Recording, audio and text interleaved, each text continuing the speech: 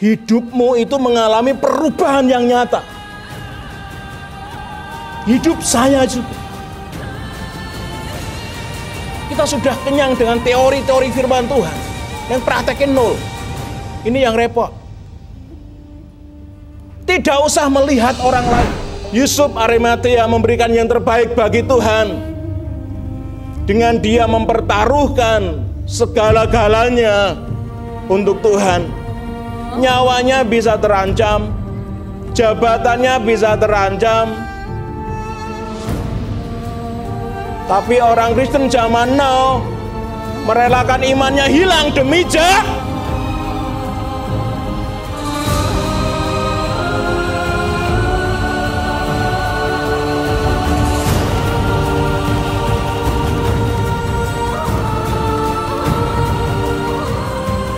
Ada perubahan yang nyata, Bapak Bu.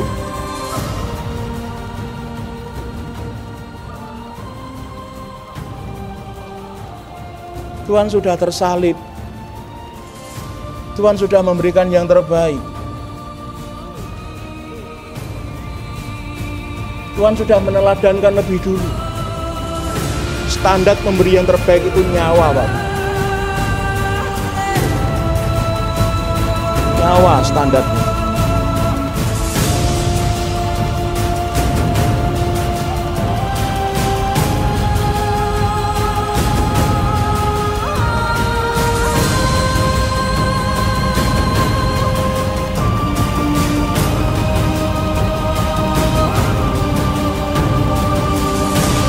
Kebanggaan kami semua menjadi kebanggaan Tuhan dan orang tuanya.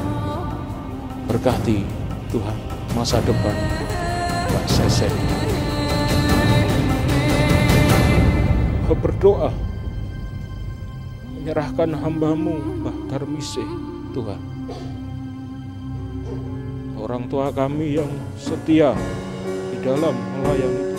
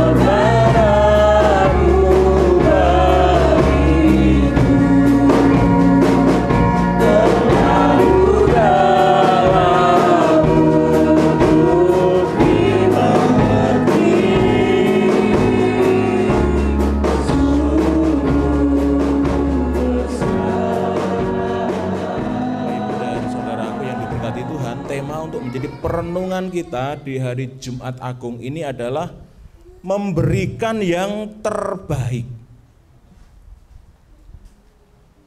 Memberikan yang terbaik.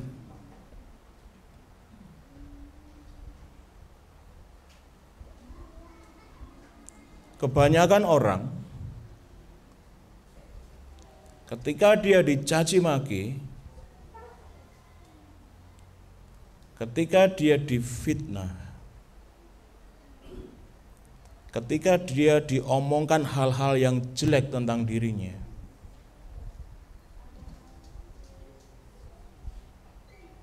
yang paling banyak dilakukan orang adalah melakukan perlawanan, juga menggunakan perkataannya. Dia akan membalas omongan-omongan yang mencaci maki dia dengan caci makian juga.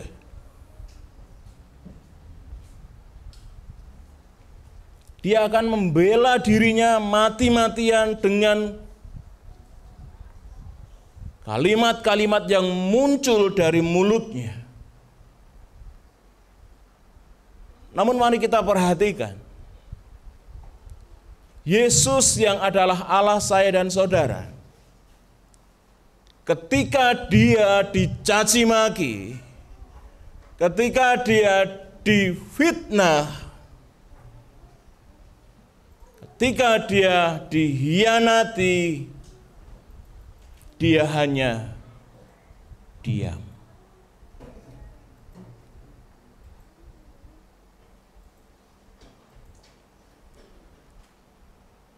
Ketika orang dipukul, ketika orang disakiti, kebanyakan orang akan membalas, memberikan perlawanan dengan tangannya juga.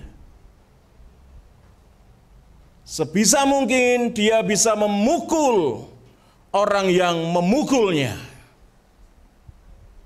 Sebisa mungkin dengan tangannya, orang itu akan berusaha untuk menyakiti orang yang sudah melukainya. Tapi mari kita merenung pada Jumat Agung ini. Ketika Yesus dipukul, ketika Yesus dicambuk, ketika Yesus disakiti, dia tidak mempergunakan tangannya untuk melawan balik orang yang menyakitinya. Tangan adalah pertahanan terakhir yang dimiliki seseorang ketika orang itu disakiti orang lain. Namun kita renungkan pagi ini, ketika Yesus disakiti dengan sedemikian rupa, bahkan dia memberikan tangannya untuk dipaku di atas kayu salib.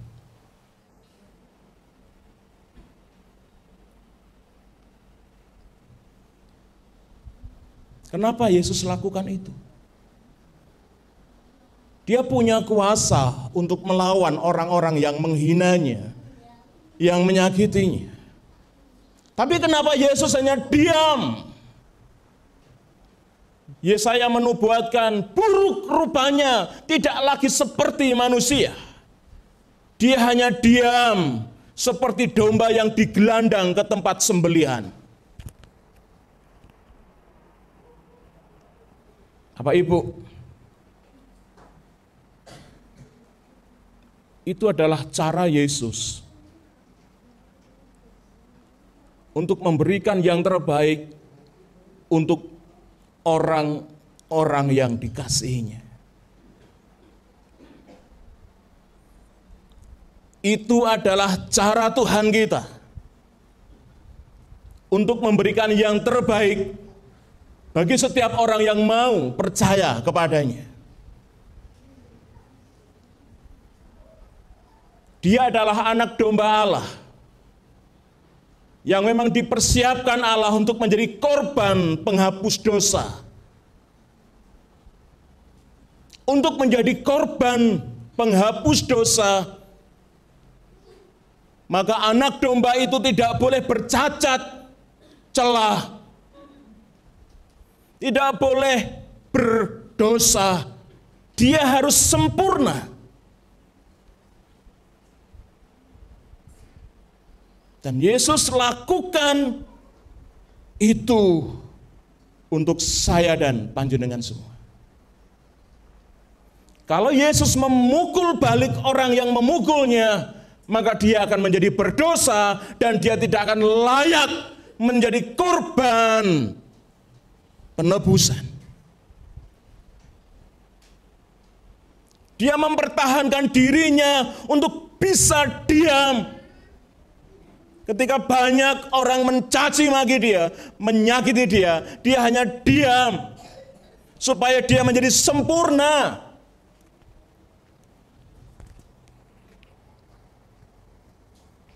Dan layak untuk menjadi domba penghapus dosa. Bapak Ibu yang dikasihi Tuhan, sampai sedemikianlah cinta Tuhan untuk saya dan saudara. Di dalam kerinduannya yang besar untuk memberikan yang terbaik bagi saya dan saudara, Tuhan mempertahankan dirinya untuk tidak menjadi berdosa. Dia yang tak mengenal dosa telah dibuatnya menjadi dosa. Dia yang tak mengenal dosa rela mati tebus dosaku, supaya kita manusia boleh diselamatkan oleh Dia. Bapak Ibu yang dikasihi Tuhan, memberi yang terbaik mudah dikatakan,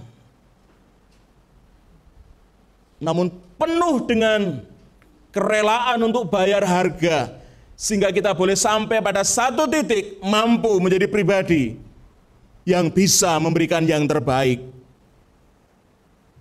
baik untuk Tuhan, baik untuk gereja, baik untuk keluarga kita. Mari kita lihat, ada dua tokoh yang luar biasa dipakai Tuhan di dalam perikop yang kita baca. Yang pertama adalah Yusuf yang dari Arimatea.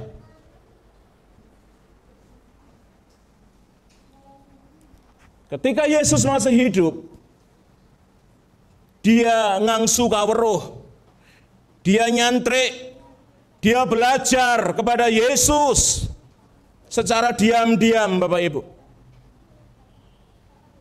Karena dia adalah seorang Yahudi, dan banyak sumber mengatakan bahwa dia adalah seorang majelis terkemuka. Dia adalah orang yang terpandang. Kalau dia sampai ketahuan nyantrik kepada Yesus, dia bisa dikucilkan, dia bisa disingkirkan, dia bisa diadili bahkan. Sehingga kerinduannya yang besar untuk tahu tentang kebenaran yang sejati, secara diam-diam dia banyak belajar kepada Yesus. Sesudah itu Yusuf dari Arimatea itu, ia murid Yesus, tetapi sembunyi-sembunyi karena takut kepada orang Yahudi. Yusuf dari Arimatea ini, Bapak Ibu, meminta kepada Pilatus supaya ia diperbolehkan untuk menurunkan mayat Yesus. Pertanyaannya adalah, kemana murid-murid senior yang lain? Dia termasuk junior. Bahkan dia belajar pun dengan sembunyi-sembunyi, enggak belak-belakan. Kemana Petrus yang mengatakan, kemanapun Tuhan kau pergi, aku pergi. Kemana mereka? Coba mari kita renungkan, Bapak Ibu. Ketika Yesus tergantung di atas kayu salib, kemana para muridnya yang senior ini? Menyembunyikan dirinya. Kenapa? Takut.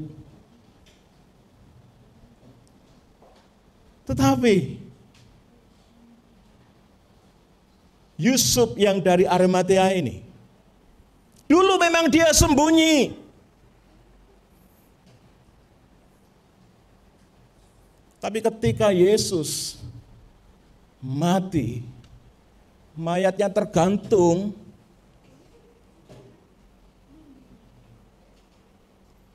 di atas kayu salib, dia datang, memberanikan diri, memunculkan dirinya di muka umum. minta pada Pak Pilatus yang penguasa waktu itu, Pak, izinkan aku menurunkan mayat Yesus. Ada 5 kali saya hitung tembung mayat di situ. Ini sebuah sumber yang membuktikan bahwa Yesus memang benar-benar mati. Perikop ini aja Bapak Ibu, berapa ayat ini? Ada kata mayat itu 5 kali saya hitung. Ini membuktikan bahwa Yesus itu memang benar-benar mati, dan ini bukti sejarahnya ada.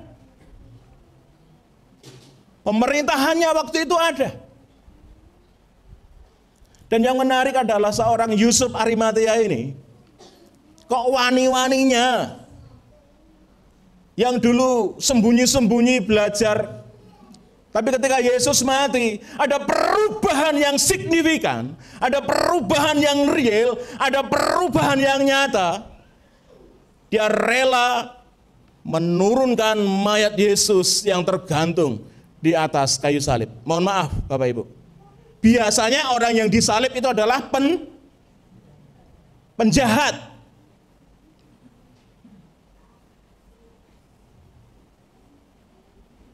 Dan mohon maaf, biasanya mayat seorang penjahat yang disalib nggak ada yang mau menurunkan dan dimakan oleh burung-burung pemakan bangkai. Kenapa Yusuf Arimatea ini sampai beresiko mempertaruhkan jabatannya, mempertaruhkan nama baiknya di hadapan orang-orang Yahudi? Karena Yusuf dari Arimatea ini mengenal yang tergantung itu bukan penjahat, dia adalah Mesias, dia adalah Tuhan. Dia mengenal Yesus dengan baik. Kapan? Saat dia belajar dengan sembunyi-sembunyi. Dia mengenal Yesus itu bukan penjahat. Makanya dia rela memberanikan diri menghadap Pilatus untuk menurunkan mayat Yesus. Bapak Ibu, memberikan yang terbaik tidak selalu dengan materi. Mari kita lihat Yusuf Arimatea memberikan yang terbaik bagi Tuhan dengan dia mempertaruhkan segala-galanya untuk Tuhan. Nyawanya bisa terancam, jabatannya bisa terancam. Tapi orang Kristen zaman now merelakan imannya hilang demi Ada amin. Banyak orang Kristen rela imannya hilang demi apa?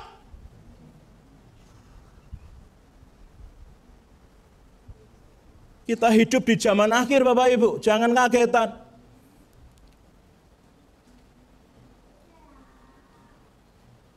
Iman diperjualbelikan demi kedagingannya.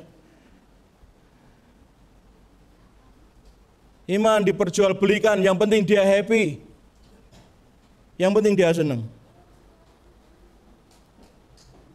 Yang penting keinginannya terpuaskan dan terpenuhi. Iman nomor 12. Yesus nomor 90 mungkin. Tapi mari kita perhatikan Yusuf dari Arimatea. Dia merelakan segala sesuatunya demi Yesus. Ada amin? Memberikan yang terbaik.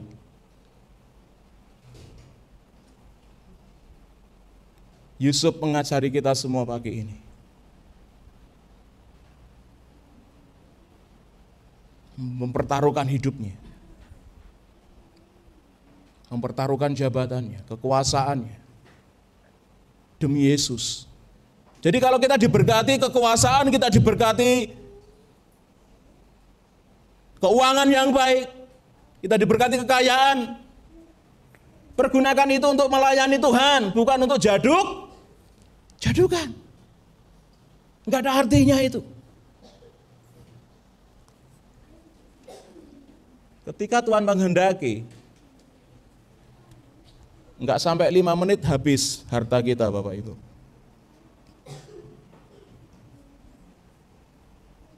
Memberikan yang terbaik adalah memberikan hidup kita untuk melayani Tuhan.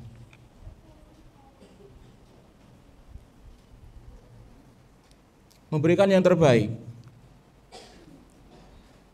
adalah perubahan yang signifikan dalam hidup kita untuk kemuliaan Tuhan.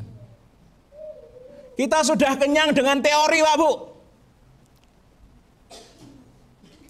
Senin ada firman, Kamis ada PA. Belum lagi jenengan renungan pribadi. Minggu masih ada khotbah, Rabu ada ibu-ibu, masih ada juga online. Kita sudah penuh dengan teori. Memberikan yang terbaik adalah wujud nyatakan dalam perbuatan yang sungguh bahwa kasih Yesus itu mengubahkan hidup kita. Cuma teori dok. Tetapi bagaimana kita itu benar-benar diubahkan oleh kasih dan kuasa Tuhan. Pun warek Pak Bu kali teori. Tresnani. Yuk ket indil-indil pun diajari pun apal. Mengampuni, memberi. Napa malih? Nikum pun kenyang kita teori itu, saatnya apa? Praktek.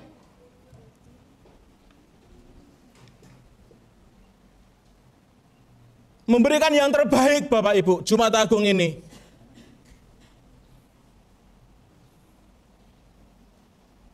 Berubahlah.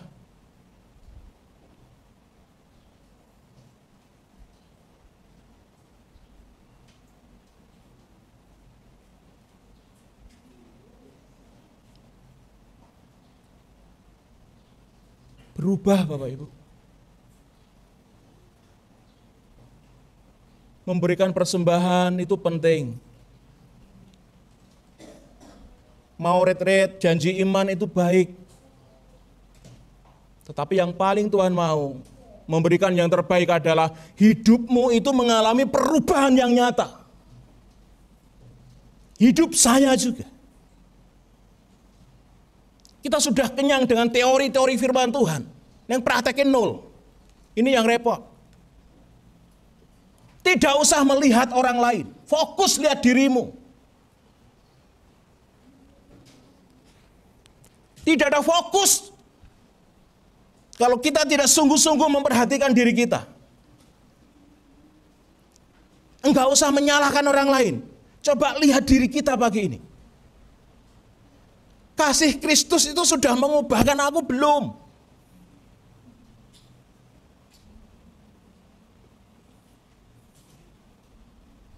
Yusuf Arimatea. Dulu penakut, sembunyi-sembunyi. Sekarang rela merelakan segala sesuatunya demi Yesus. Jabatan yang banyak orang menganggap itu yang terpenting. Ketika Yusuf Arimatea mengenal Tuhan, jabatan bukan sesuatu lagi yang utama. Yesus yang number one.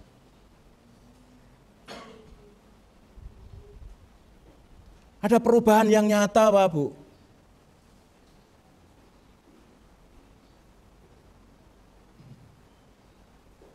Tuhan sudah tersalib. Tuhan sudah memberikan yang terbaik. Tuhan sudah meneladankan lebih dulu. Standar memberi yang terbaik itu nyawa, Pak Bu. Nyawa standarnya.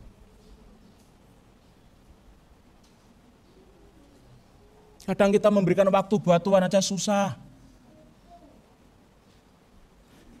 Memberikan waktu aja susah, apalagi memberikan yang lain. Apalagi memberikan hati kita untuk Tuhan.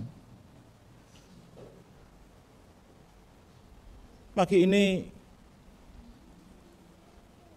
memberikan yang terbaik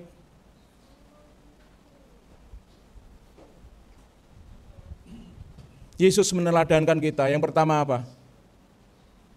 Memberi yang terbaik buat Tuhan itu dari teladan Tuhan, dia menjaga dirinya untuk tidak berbuat dosa. Amin.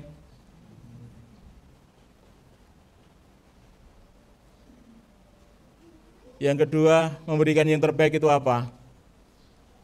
Ada perubahan yang real, Pak Bu, dalam hidup kita.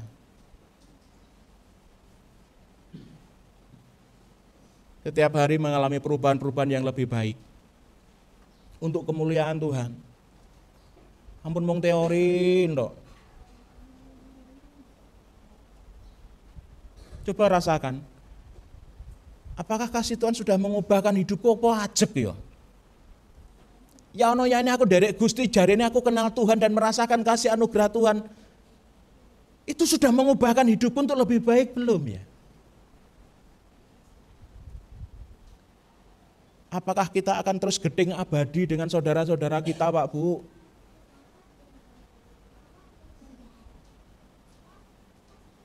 Apa kita akan terus menularkan virus-virus kebencian ke anak cucu kita? Terus giopo Yesus tersalib? Damel nopo? Damel nopo, Pak Bu? Itu enggak mengubahkan hidup kita.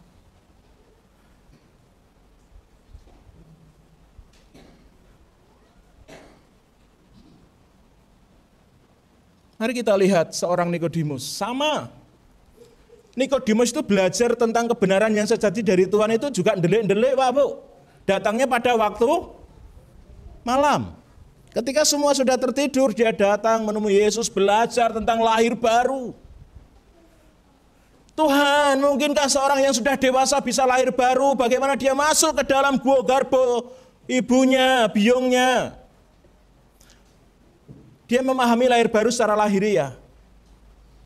Lahir baru adalah bagaimana kita bukan lagi yang dulu. Kita sudah diperbarui di dalam kasih Kristus. Kita tidak lagi menuruti hawa nafsu kedagingan kita. Namun bagaimana kita hidup menyenangkan hati Bapa. Amin. Sekarang hidupku telah ditebus. Amin. Oleh kuasa darahnya yang kudus. Kita sudah ditebus. Tapi kita maunya terus melakukan hidup lama. Enak banget Tuhan hidup lama itu. Hati-hati. Saya mau sampaikan. Orang yang terus hidup di dalam dosa tinggal nunggu waktunya untuk jatuh. Meten-meten ini loh. Ada waktunya untuk jatuh.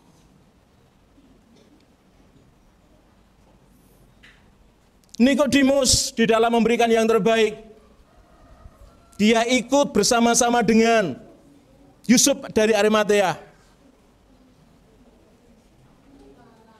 Ngerukti layanipun Gusti. Dan apa Bapak Ibu? Nikodemus membawa minyak mur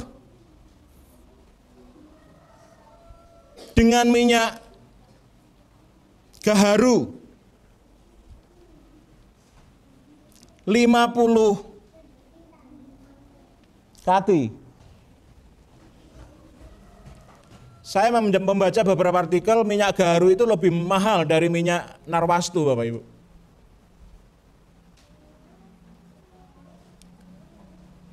Saya melihat sumber yang lain, ketika Maria mengurapi Yesus dengan setengah kati minyak narwastu, ingat gak? Waktu itu dia menyekat dengan rambutnya. Yudas Iskariot bilang bagaimana Bapak Ibu? Gue mana? Iku didol dak entuk 300 dinar. Jangan perso, 300 dinar itu adalah upah orang kerja selama berapa? 1 tahun. Niku nembe setengah katinar wastu. Gaharu lebih mahal dari narwastu. Dan niki abote nek niku paron-paron minyak mur dan minyak gaharu tak damel 20 kati mawon, 20 kati. Itu upah orang kerja berapa tahun? Sekarang kalau kita kerja berapa gajinya setahun? Nah ini selawe kati Bapak Bu. Selawe kati. Mun lah kula anggap regane sami lah antara mur dan gaharu nih. Ini nilai rupiahnya kalau sekarang mungkin kalkulator pun mboten kamot Pak Bu.